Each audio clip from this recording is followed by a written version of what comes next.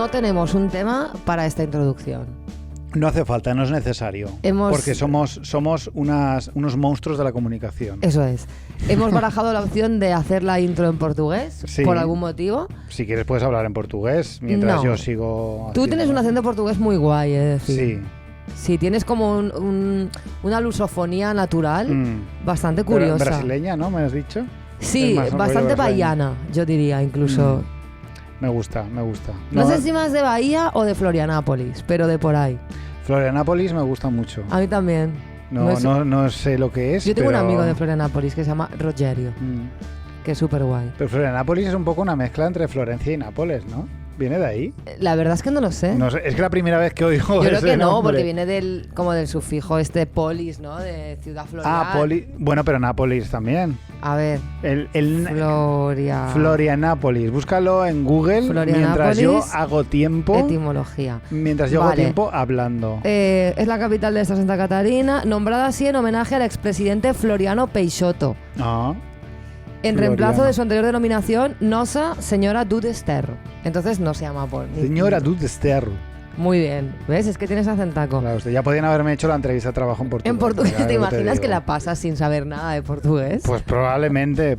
Ya te digo que en inglés difícilmente. Otro tema del que estaría guay hablar un día en la intro, aunque lo hemos dicho muchas veces, es de la vida, de lo que implica tener que hacer humor o contenido con tu vida diaria, tener que exagerar cosas que te pasan en tu vida diaria y que la gente se enfade. O sea, tus allegados se enfadan porque se sienten constantemente identificados en las cosas que dices, realmente para criticarlas. Claro. Pero ¿qué hacemos? ¿Qué hago? ¿Me mato? Pues yo trabajo con lo que tengo, coño. Claro. Y a veces lo exagero y no es verdad. Pero claro, también está feo desvelar esto. Ya, es no que no quiero sé. tener porque tampoco es mentira. No tiene buen arreglo esta movida en realidad. Claro, simplemente dejar de sentirnos interpelados porque nuestra relación no cambia, o sea, no utilizamos el podcast para rajar de la gente. Claro, es absurdo. O sea, para rajar ya están los grupos, el WhatsApp.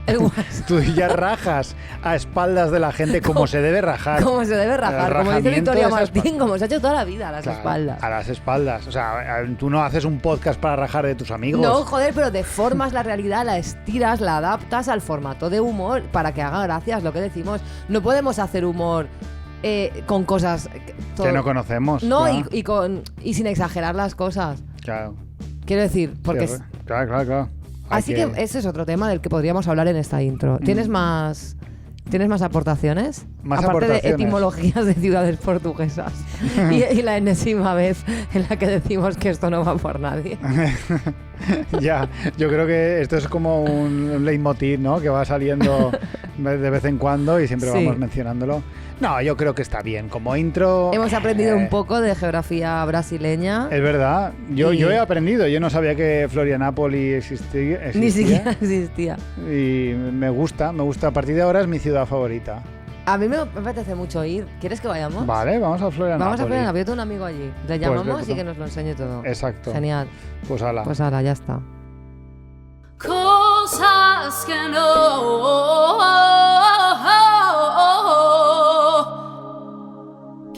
que no. Hemos hablado de mil cosas relacionadas con el virus, la mascarilla y todo esto, pero creo que aún no hemos mencionado uno de estos personajes de portamascarillas, como que todos somos portamascarillas ahora mismo, pero estos que se quitan la mascarilla para hablar contigo en tu cara. Esto pasa constantemente. Muchísimo. Sí. O sea, están con la mascarilla puesta correctamente todo el rato y de repente se acercan a ti, se quitan la mascarilla y te hablan a 1 centímetro de tu cara. A mí eso me pasa en el trabajo todos los días, varias veces. Pero a ver... Es que no entiendo, o sea, a ver, entiendo por qué pasa, ¿vale? No nos engañemos. Porque es difícil entenderse así, pero la solución es repetirlo o hablar más lento, no quitarte la mascarilla. Entiendo también que psicológicamente tú, como sabes que no te están leyendo los labios ni nada, o sea, claro, tú... Hombre, claro. Pero no te quites la mascarilla, Pero joder. aparte que si me dices que... O sea, que me estás diciendo, ¿qué te diría yo? la combinación de, yo qué sé, tío, de algo de lo que depende tu vida. Claro, sí, pues pero... quítate la mascarilla y dímelo, pero es que a lo mejor te van a decir hola. Claro, sí, no. Nada importante Claro. ha salido de una mascarilla quitada, nada. Es que a mí en el curro me pasa, claro, yo muchas veces trabajo con personas extranjeras, entonces a la primera no nos entendemos, Claro. porque puede pasar por el idioma, tal. Si encima le pones mascarilla, pues es más complicado todo. Entonces cuando digo, ¿qué? ¡Pam! Mascarilla bajada. Ya. No, repítemelo más lento Claro, o no te preocupes. claro. No, la mascarilla no es el problema. Tenemos tiempo. Vamos a llegar a un entendimiento con la puta mascarilla puesta.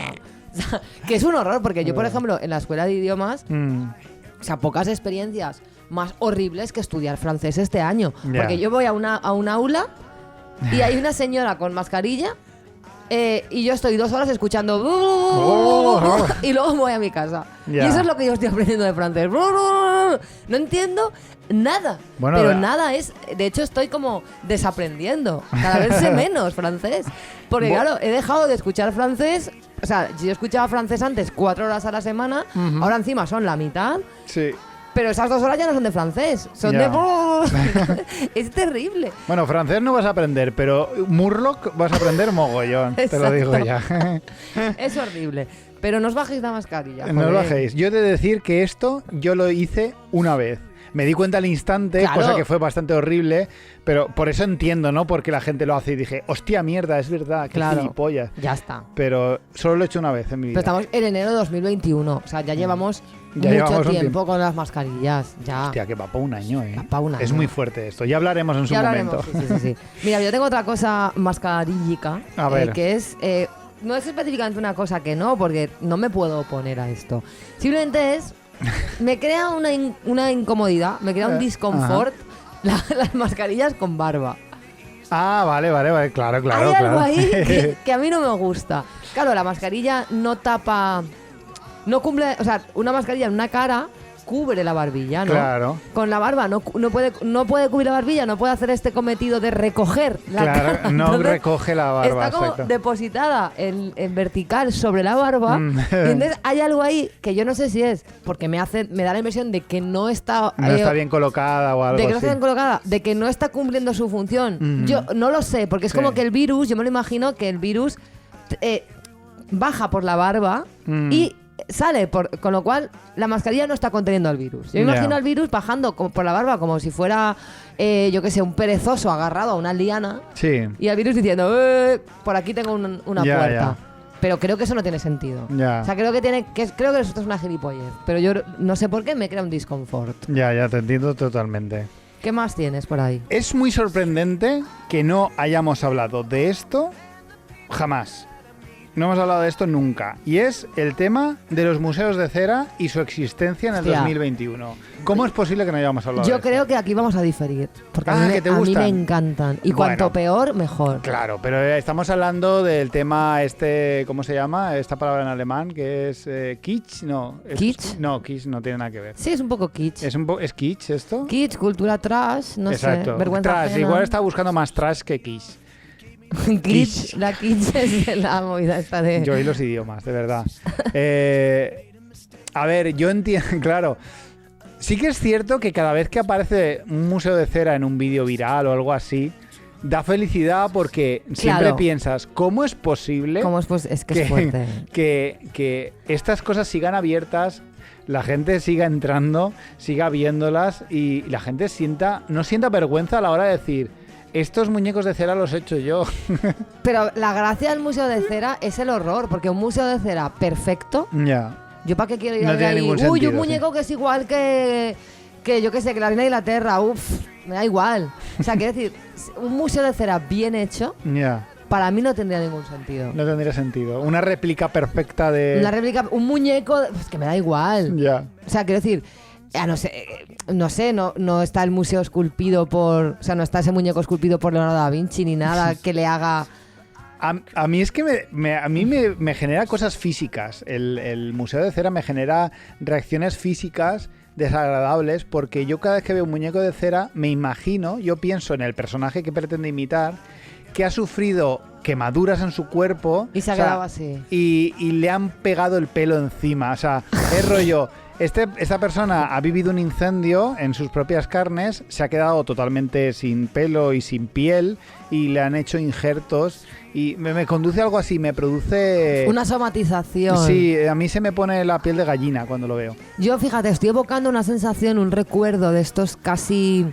Un recuerdo de la sensación de la primera vez que fui al Museo de Cera de Madrid, cuando era pequeña. Y me acuerdo de una sala que había que era como representaban torturas medievales. Ajá. Y había gente empalada y tal. Ay, y yo solo quería ir a esa zona y me gustaba mucho porque decía, claro, yo para ver a la infanta Elena en Cera, ¿a mí qué más me da la infanta Elena? Para empalamientos mejor. Llévame a los empalamientos. Y recuerdo la siguiente vez que fui, unos años después, todo el rato presionando a mis padres para ir rápido para llegar a la sala de las torturas. Y me parecía algo... Muy dark eras. Sí, pero aparte había algo muy horrible en esos muñecos tan mal hechos, en esas torturas tan horrendas. Había un feísmo. Sí. Y una belleza al revés. Es que había una estética en el horror aquel, que claro, que creo que está muy vinculado con mis gustos. A mí me gusta mucho la belleza, no la belleza, sino la estética, lo que me conmueve. Sea bonito, sea feo. Sí. Igual me puede conmover una pieta muy bien hecha que un horror absoluto de estos. A ver, por lo que me estás contando, realmente parece que tiene mucho sentido un muñeco de cera empalado. Es decir, o sea, el dolor que puede transmitir un muñeco de cera empalado. Exacto. Un muñeco de cera mal hecho es mucho dolor porque se añade el dolor de su propia existencia. Claro. Claro, es una cosa muy... Yo le veo todo el sentido del mundo. A mí me aporta mucho los museos de cera y me gustaría mucho que reabrieran el de Benidorm, que lo cerraron y me opongo a esa cláusula. De hecho, estoy en un grupo de Facebook desde hace 1000 años que se llama Por la reapertura del Museo de Cera de Benidorm. Y quiero que sepáis que de todas las causas por las que yo puedo luchar, quizás sea esa a la que más adherida me siento. Bueno, me parece bien. Primero esa... Y luego, pues, la dictadura comunista. Exactamente. Entonces, a ver, a mí hay una cosa que me molesta mucho. ¿Qué te molesta? Que es este dogma de los hombres que dicen que las tías tenemos más posibilidades para ligar. Ajá. ¿Vale? Vamos a analizar esto por partes. Sí.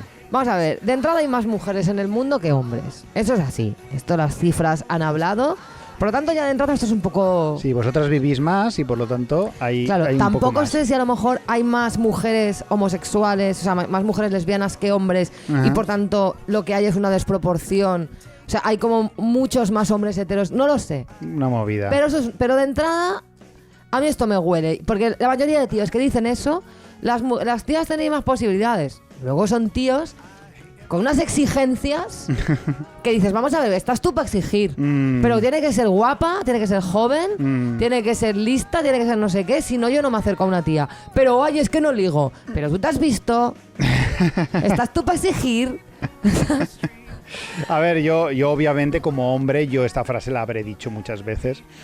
Y aunque parezca o pueda parecer que puede tener cierto sentido desde tu prisma de hombre, es cierto que cuando los hombres decimos esto, nos estamos refiriendo a las mujeres que nos gustan. Claro. Estamos hablando de las tías buenas, es decir, las tías podéis conseguir a quien queráis, claro, porque tú estás pensando, porque como solo le otorgamos el don de la existencia a las tías buenas, claro, para nosotros no existen las demás, entonces... Claro, tú estás pensando, Giselle Bunchen se puede follar a quien quiera. Claro, no te jode. No te jode. Y Thor también. Claro.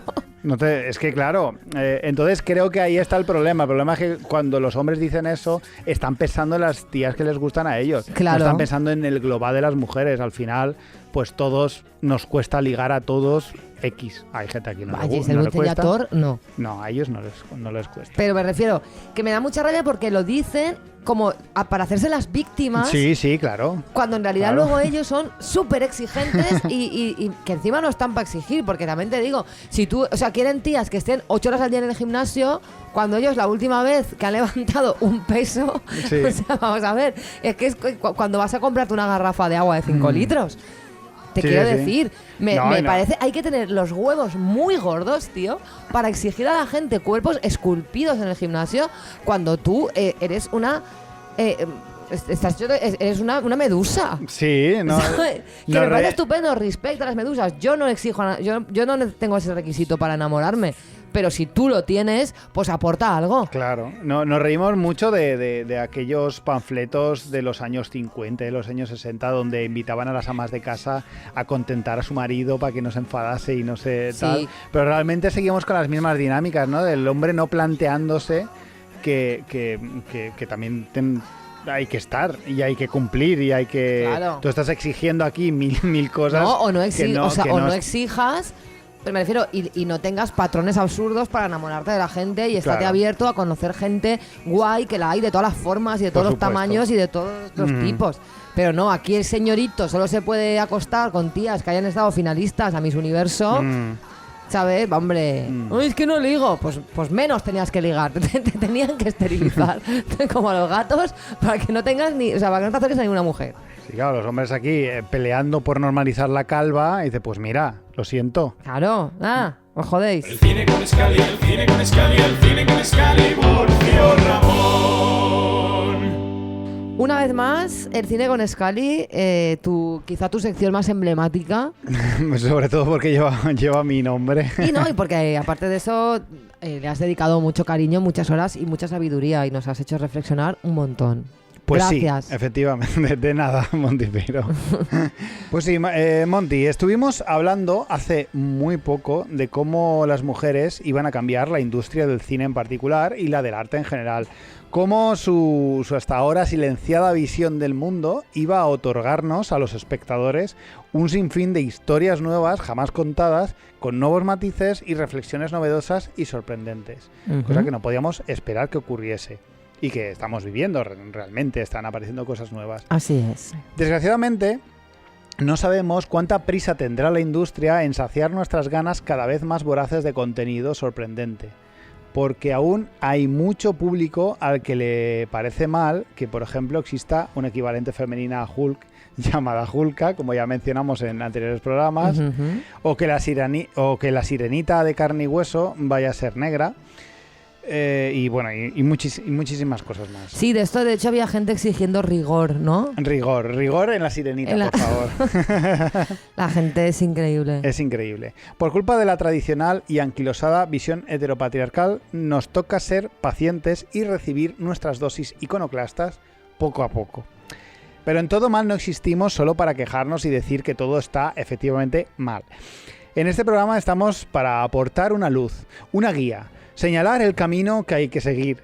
Bueno, igual te estás flipando, ¿eh? Somos Moisés guiando a un pueblo perdido a través del desierto, uy. separando las aguas de lo normal y mostrando con orgullo las tablas de un nuevo orden. Hoy he venido, Monty Peiro, a mostraros los 10 mandamientos del nuevo cine y series que han de venir. Muy bien, nada pretencioso. Nada pretencioso. Mandamiento número 1. La presencia de cuerpos no normativos encarnando personajes principales pasará a ser algo habitual y no una original excepción que nos hará reflexionar sobre esta sociedad consumista y centrada en el físico y el ego. Los personajes serán personas que, independientemente de su físico, vivirán sus historias y las acabarán sin haberse parado a pensar un solo instante en si tenían problemas con la comida, con su comunidad o si otro personaje los consideraba atractivos. Mandamiento número 2. Los personajes masculinos tendrán más dimensiones de personalidad más allá de la contención emocional y la conducta agresiva. Dejarán de otorgarse premios Oscars a los actores que lloren babeando o metiéndose en la nieve para sentir cosas de verdad y empezará a premiarse a una expresión de emociones realista y natural. Mandamiento 3. Los personajes femeninos tendrán una personalidad no determinada por la relación con su padre, ni por un trauma del pasado, ni por el amor a sus hijos. Aunque esto haya podido darnos grandes historias apartadas de la testosterona habitual, se considera que ya ha habido suficiente. Stop Daddy Issues. Sí. Los villanos dejarán de ser anarquistas y comunistas sedientos de poder que malinterpretan con absurda grandilocuencia el concepto por el pueblo, poniendo bombas en todas partes. Y empezarán a serlo los tibios que no se mojan y acaban perpetuando un sistema que esclaviza a la gente por omisión y falta de compromiso con un ideal. Mandamiento número 5. Christopher Nolan irá acompañado en sus producciones de una persona que le dirá la verdad acerca de sus ideas. Se acabarán los wow, ¿cómo se te ha ocurrido esta idea? Me ha volado la cabeza a ya, bueno, espectacular es, pero sigue siendo una chorrada como la copa de un pino. También se le sugerirá que sus personajes femeninos tengan más personalidad que una planta de plástico y que deje de teñir de rubio a actores guapos para que se parezcan a él. Ajá. Esto te puedo decir como espectador de sus películas que ocurre en todas ellas. Él siempre coge un actor, Y lo tiñe de rubio. lo tiñe de rubio para que se parezca a él, y le viste como él se viste. O sea, lo convierte en Christopher Nolan. Sí. O sea, un poco lo que hace la cirujana esta Carla Barber, Sí, que le pone su efectivamente. cara a todo el que Efectivamente. opera con ella. Pero él siempre coge a actores, pues eso, de unos 30, 35 años y Se proyecta y sobre guapos. sobre sus actores. Sí. Es muy inquietante. Siempre hay un representante de Christopher Nolan. Qué en las guay, a mí me películas. gusta. Estoy a favor. Mandamiento número 6. A partir de ahora las mujeres beberán cerveza en el bar y los hombres un vinito en una copa de balón mientras se descalzan y se recuestan delicadamente en el sofá.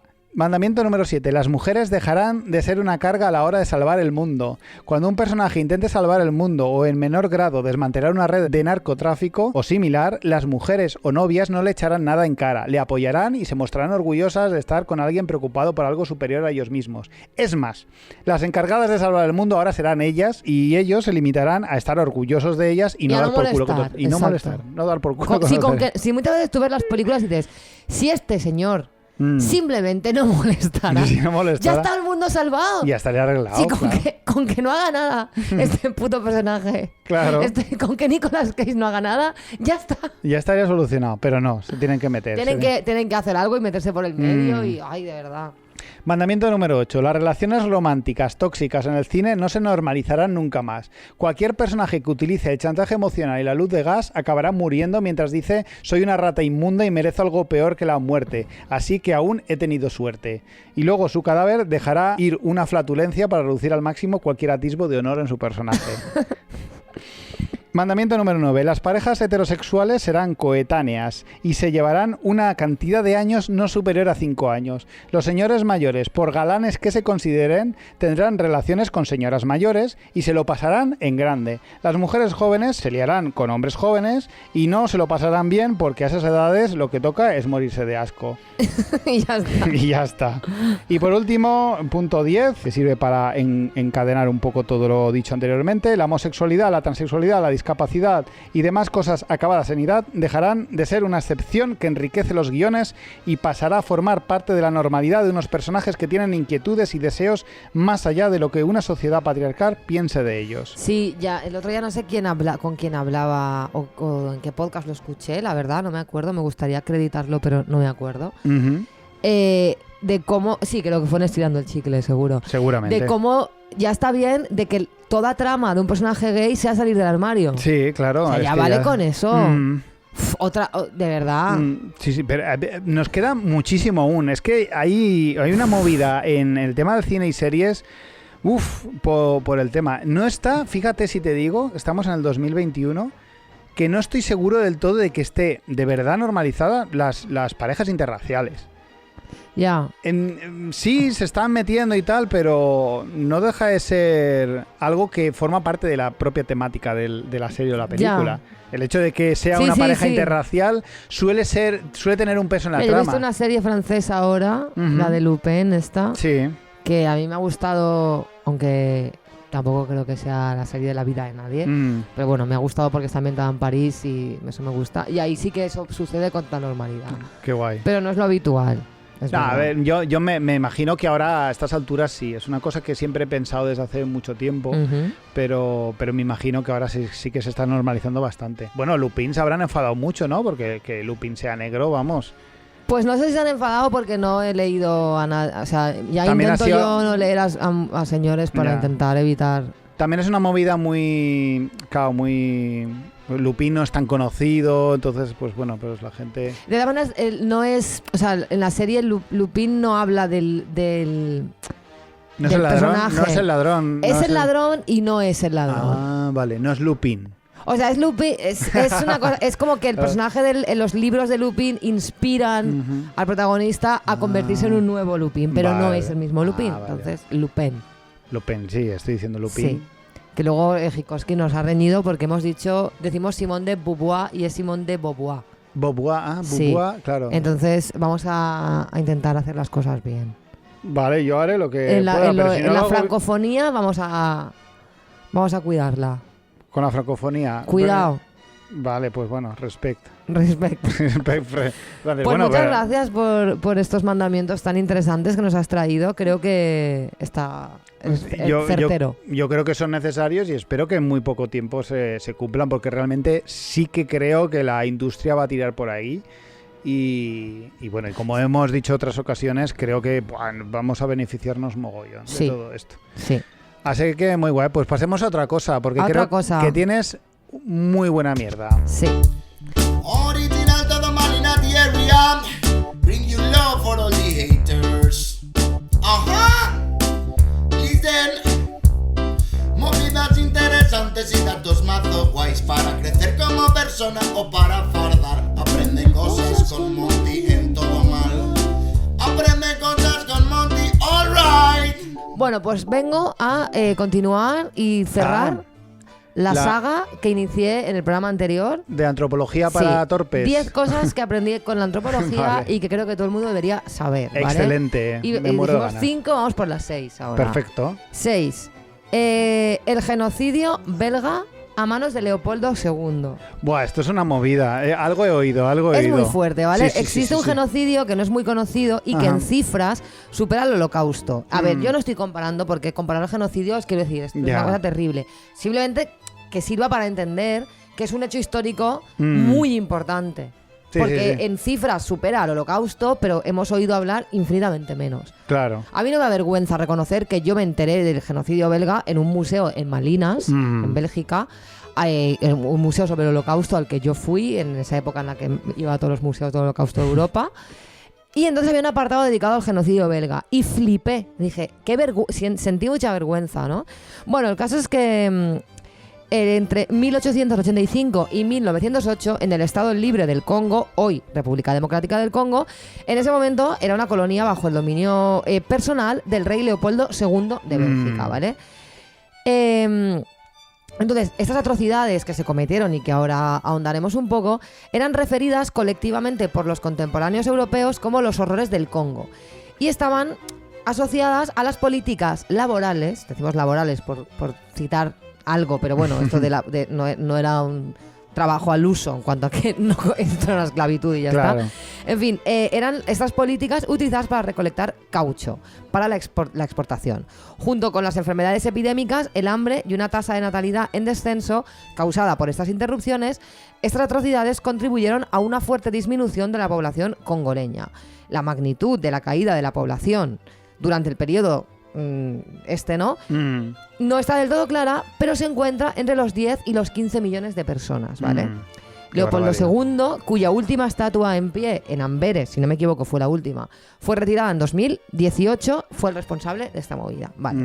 Entonces, en un artículo de la BBC explica que el negocio del caucho tenía sus complejidades, pues la materia prima se extrae de un árbol que tarda muchos años en crecer. Ah. Entonces, quienes tienen territorios con muchos árboles tienen en sus manos una fortuna.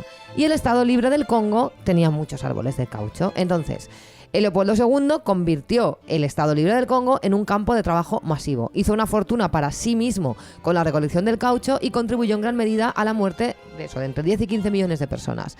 Esto lo señala Mark Dummett, corresponsal de la BBC. El método era el siguiente. Entraban en una aldea por la fuerza, tomaban a las mujeres y a las niñas como rehenes y ordenaban a los hombres adentrarse en la selva para recolectar una cuota determinada de caucho. Mientras los hombres cumplían con la tarea impuesta para salvar a sus esposas e hijas, estas morían de hambre o eran sometidas a abusos sexuales o las dos cosas. Además, quienes no fueran capaces de completar la cuota estaban amenazados con la amputación de una de sus manos o de las de algunos de sus hijos. Este castigo también era una práctica habitual por otros motivos. Los miembros de la fuerza pública tenían que demostrar que no malgastaban las balas de las que disponían, pues estas debían ahorrarse para ser usadas en caso de motín.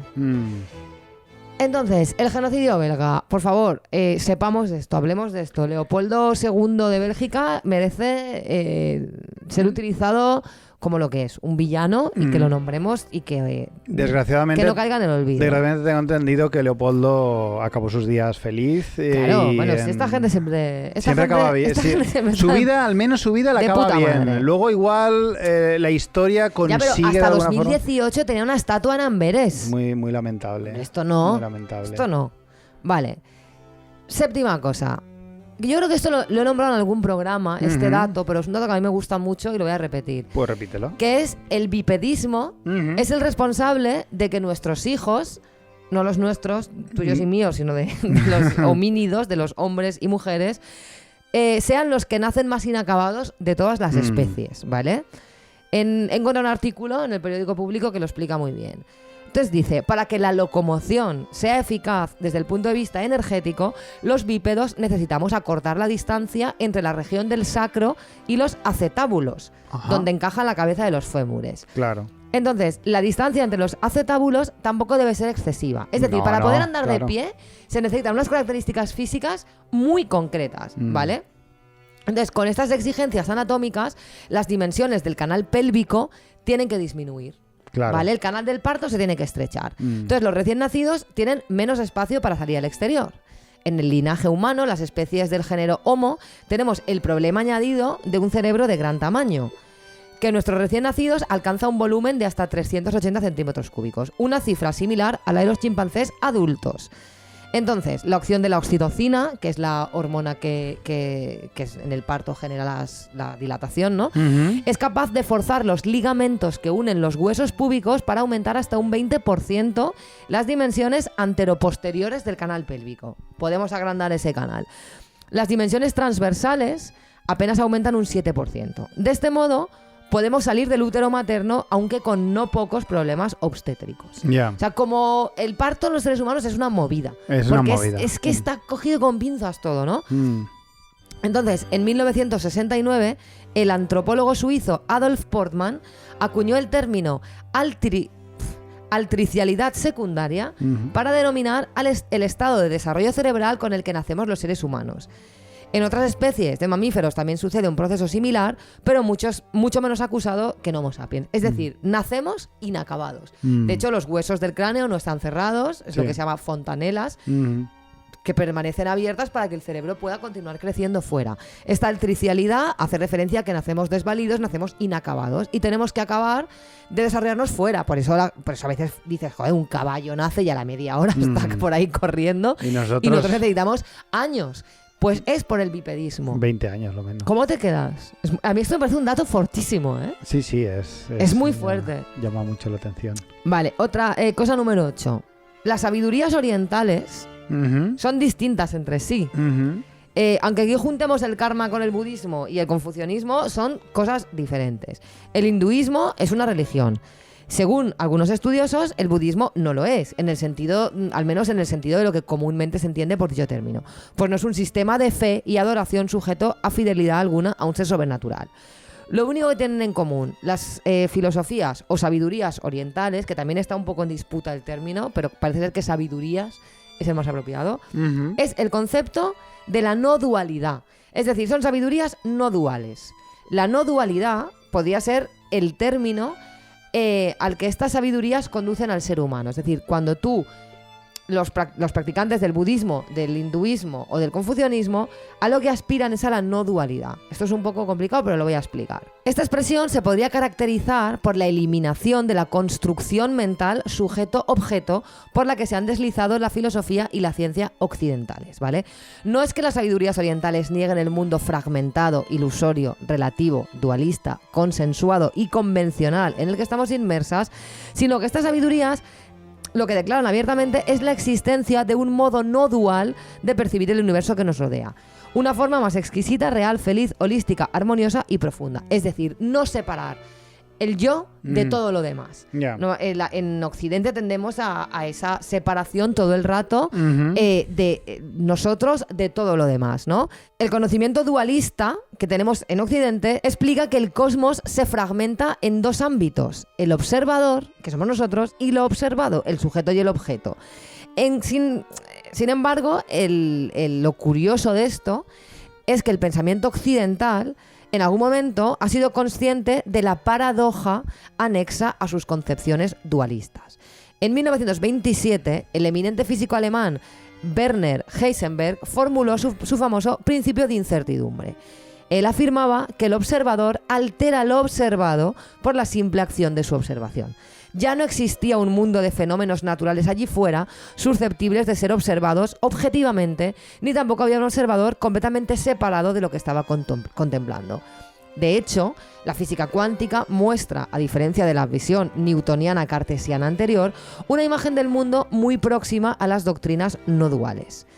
Que físicos de conocido renombre como Einstein, Heisenberg, Schrödinger, Bohm o otros hayan incorporado a sus teorías una visión no dualista recuerda en gran medida estas doctrinas orientales y es muy significativo. Entonces, cuando hablamos de filosofías orientales, te digo, aquí a mí me molesta mucho cuando la gente mezcla cosas como el hinduismo con el budismo cuando son dos cosas diferentes. Claro. Lo único que tienen en común es que son filosofías o sabidurías no duales. Muy bien. Es decir, aspiran a no separarme a mí de lo que observo.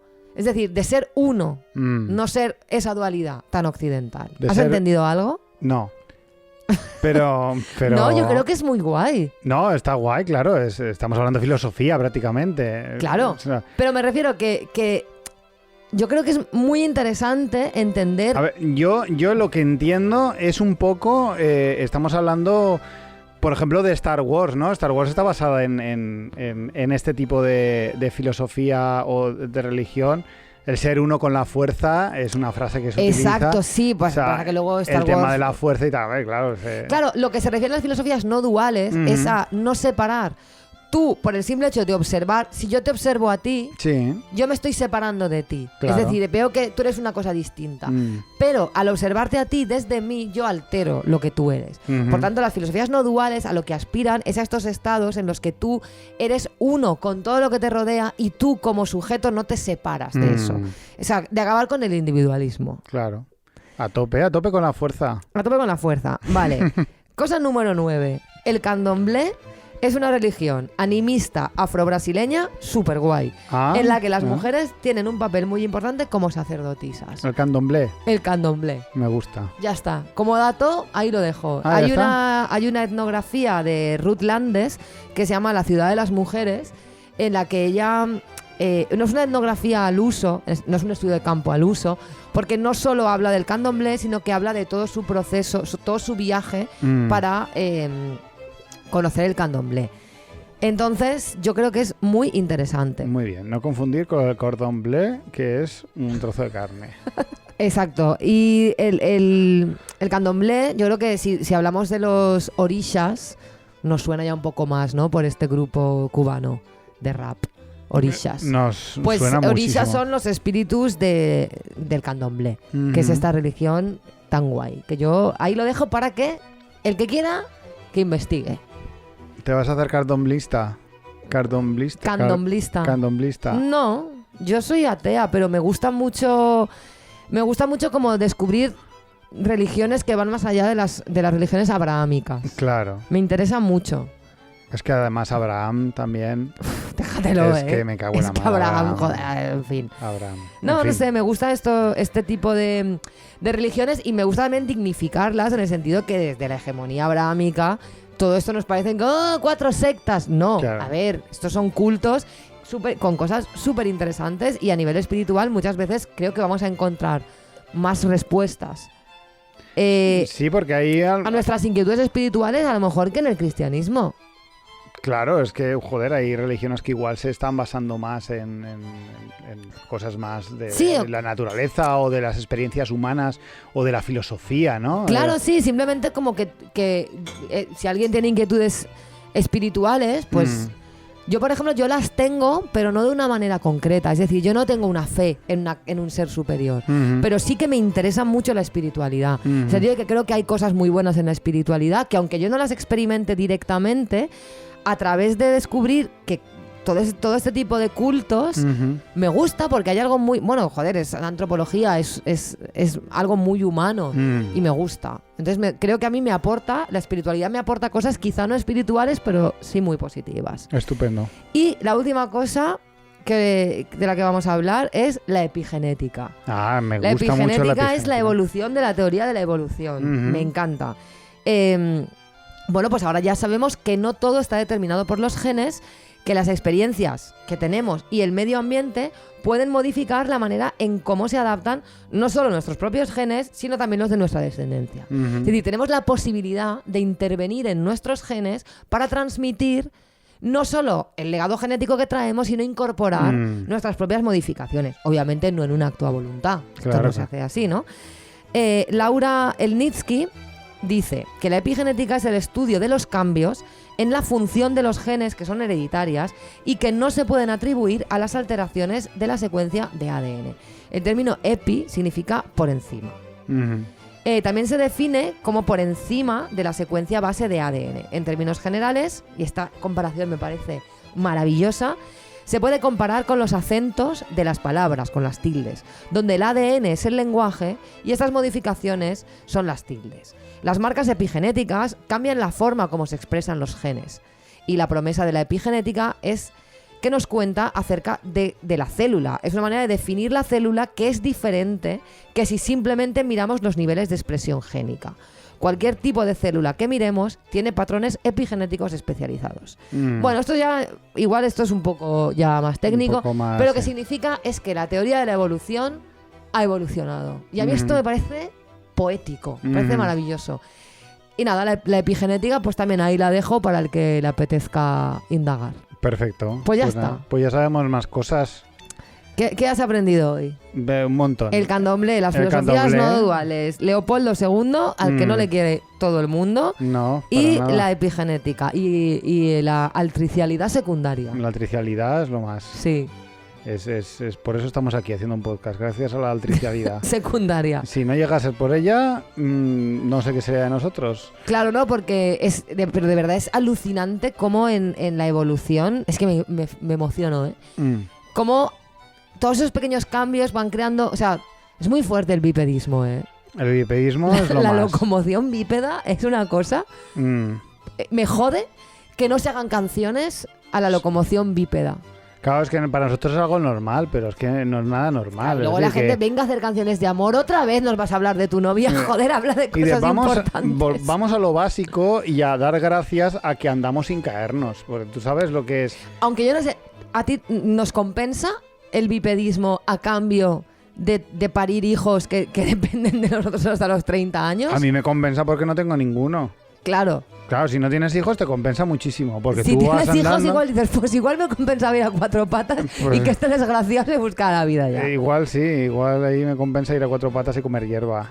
Pero a mí me va bien, yo prefiero andar de pie. Tú estás a tope con el bipedismo. Vale. Sí, Yo es no que lo luego tengo las claro. rodillas me hacen daño. Sí, voy Pero a hombre, si 4 ahora patas. andáramos a 4 patas no sería con las características que tenemos ahora, estaríamos Ah, adaptados. ya. No es como si tú ahora te pones a andar a 4 patas. Que ya te digo yo que no hay Y pilates. al menos no hay pilates. que unas pezuñitas en las rodillas o algo así, unas duricies ahí que hagan una almohadilla Un algo, claro. en las rodillas, claro, sería un poco de cringe, ¿no? Un poco de asco. Ahí pensar Bueno. ahora tener almohadillas en las rodillas. Pero En bueno, cualquier caso, bueno, gracias eso. a la artificialidad secundaria, gracias al bipedismo Gracias. y gracias a científicas como Laura Elnitsky. Pues sí, el Niski, estaba por ti.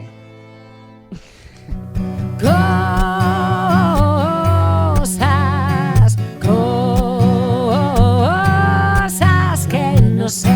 A ver, cosas que no sé. Esta sección que hicimos precisamente para temas, yo creo que para temas en los que igual, bueno, precisamente, pues como dice su nombre, su título, cosas que sí que sabemos, pero igual tampoco queremos aseverar No, con a ver, una... hay ciertos temas, y esto es una cosa que a mí me fascina, pero es verdad, en la que los argumentos a favor te convencen y los en contra también. Ya. Ujú. Y esto existe, y negarlo a mí me parece estúpido. O sea, no todos son certezas en la vida. Efectivamente. Hay muchos temas de los que yo, depende del momento del día, me parece más razonable los argumentos a favor que en contra, y luego me pasa al revés. Y luego hay cosas que son buenas, pero que traen cosas malas.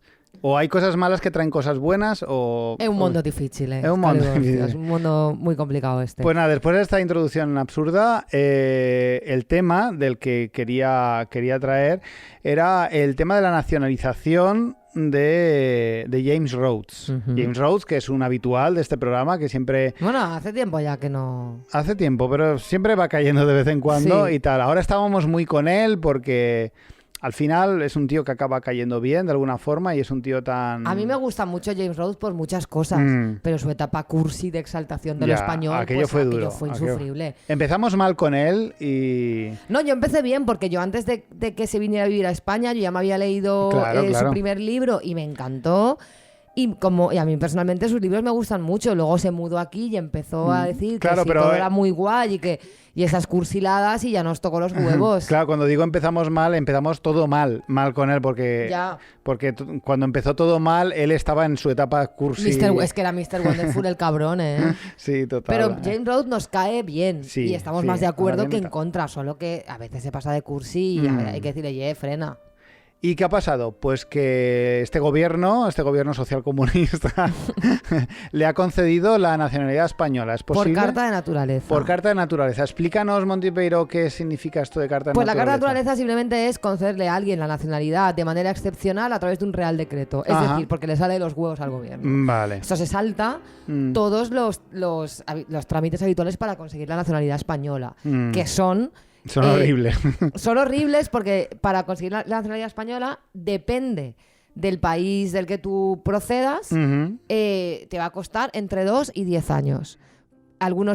Los países de Latinoamérica son 2 años. O sea, tú después de vivir aquí 2 años de residencia regular, es decir, con papeles, por usar el término que se suele utilizar, puedes pedir la nacionalidad española. Si eres de cualquier otro país, son 10 años.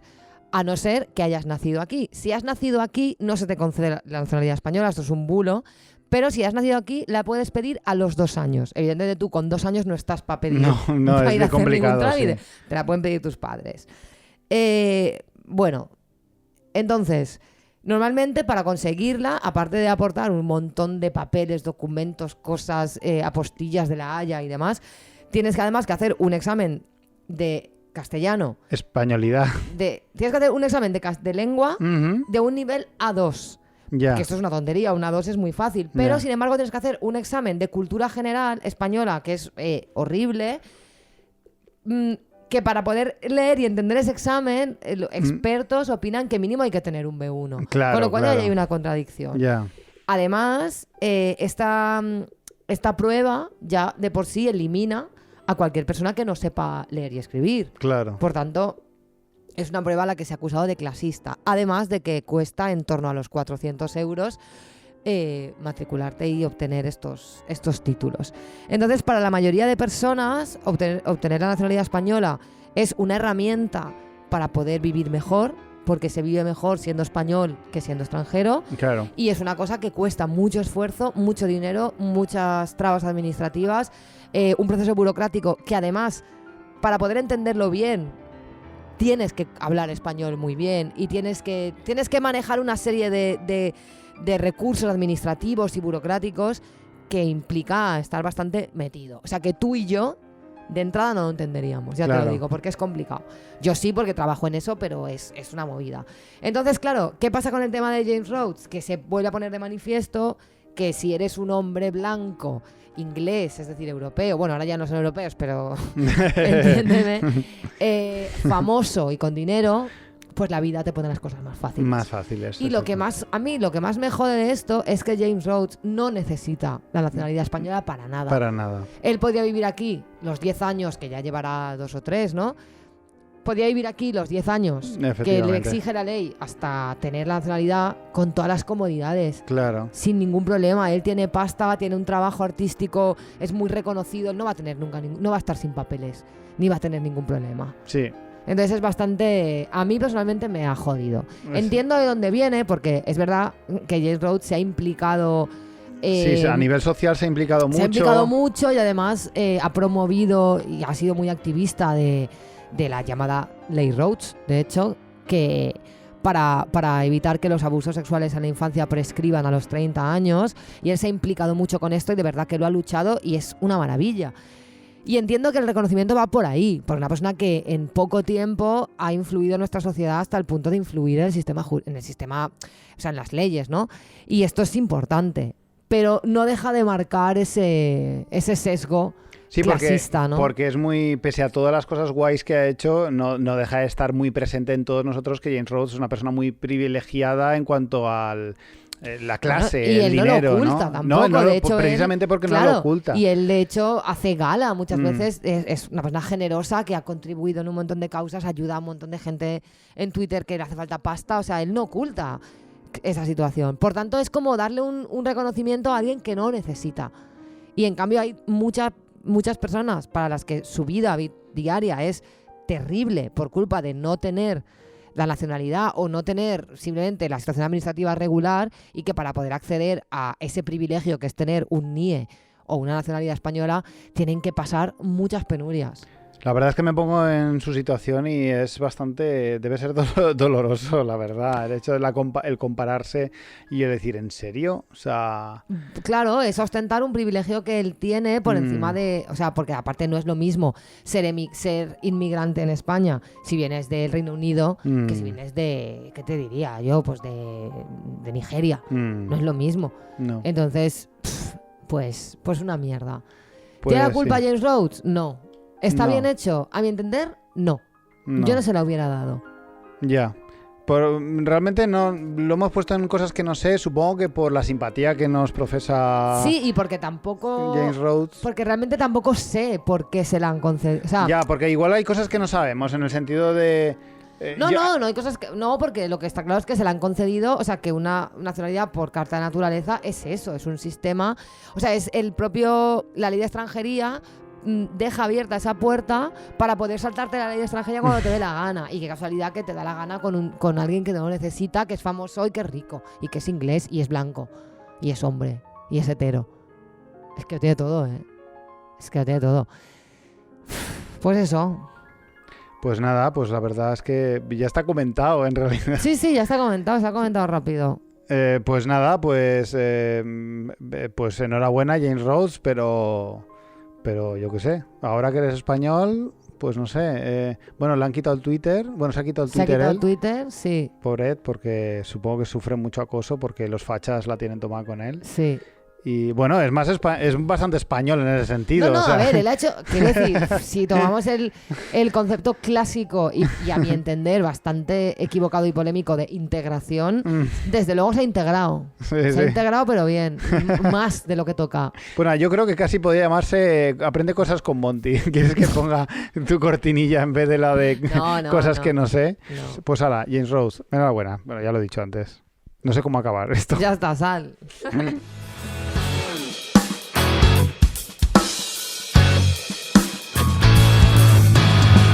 Se ha acabado este programa. No, estamos casi en el programa 80. Tengo que mirarlo. Igual este es el 79. Qué lo fuerte. Pues lo contaremos. podríamos celebrar, ¿no? El 80. Nos esperamos al 100 y ya lo esperamos, Vale. lo celebramos a lo grande. Vale. Que si no, no ganamos en concursos ni nada. Está... Que también hay que sortear algo. Tendremos que sortear algo, ¿no? Pero en el programa 100. Sorteamos En el algo, 80 no. sorteamos algo. En el 100 sortearemos, no sé. Ya veremos. Ya veremos. Una tarde con nosotros. No, una taza ya. Una taza, vale. Pues nos vamos a despedir con una canción de Macy Gray con el featuring de Nick West, que es una bajista que me flipa y que ya la hemos pinchado una vez en una ¿Cierto? canción que tiene con Orianti. Esta se llama Stop, Drop, Roll. Y Me es gusta. un temazo que flipas. Pues venga, pues la semana que viene más y o peor.